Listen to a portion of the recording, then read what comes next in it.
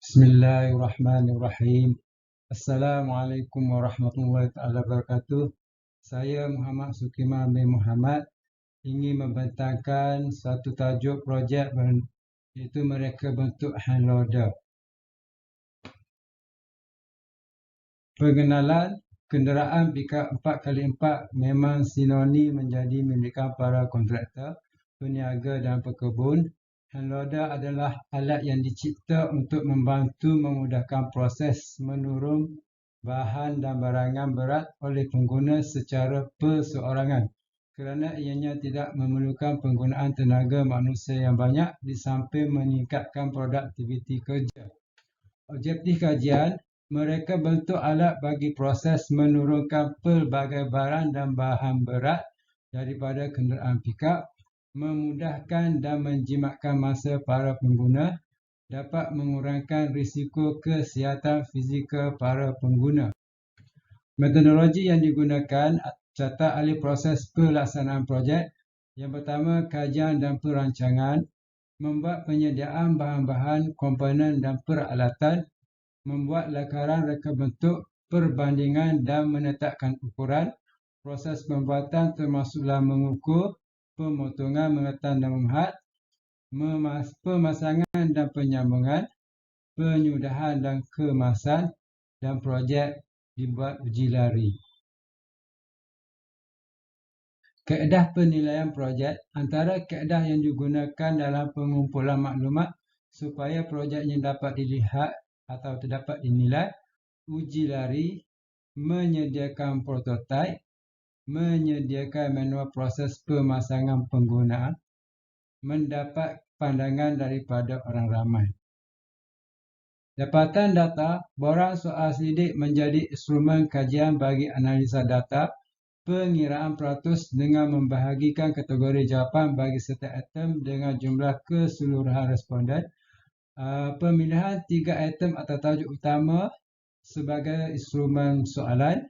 Yang pertama, penggunaan kenderaan 4x4 atau pickup di kawasan sekitar.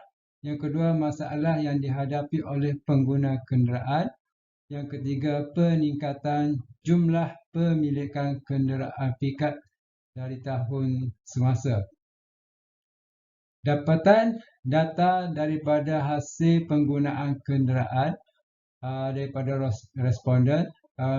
Hasil dapatan menunjukkan 30% daripada responden adalah terdiri daripada pengguna 4x4 berbanding dengan 80% adalah daripada penggunaan biasa ataupun penggunaan kenderaan biasa.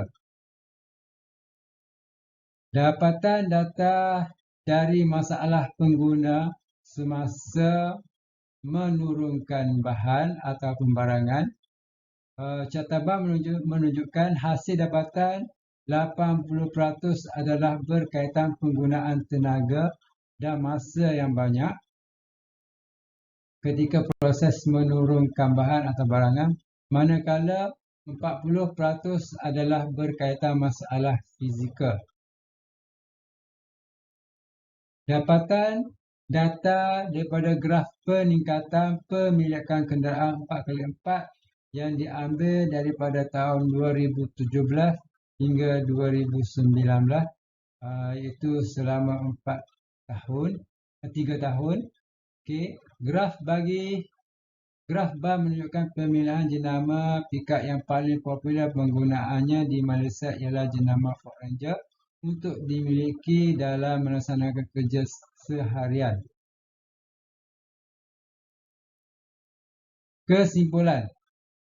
Kesimpulan yang dapat dibuat ialah dengan terhasilnya projek ini, maka ia dapat digunakan sebagai satu peralatan alternatif yang baru bagi proses penurungan barangan atau bahan dari kenderaan pickup, dapat menjimatkan masa penurungan barang, dapat mengelakkan berlaku kecederaan fizikal terutama pada sakit bahagian pinggan. Okey, saya rasa itu sahaja pembentangan saya sekali ini. Terima kasih.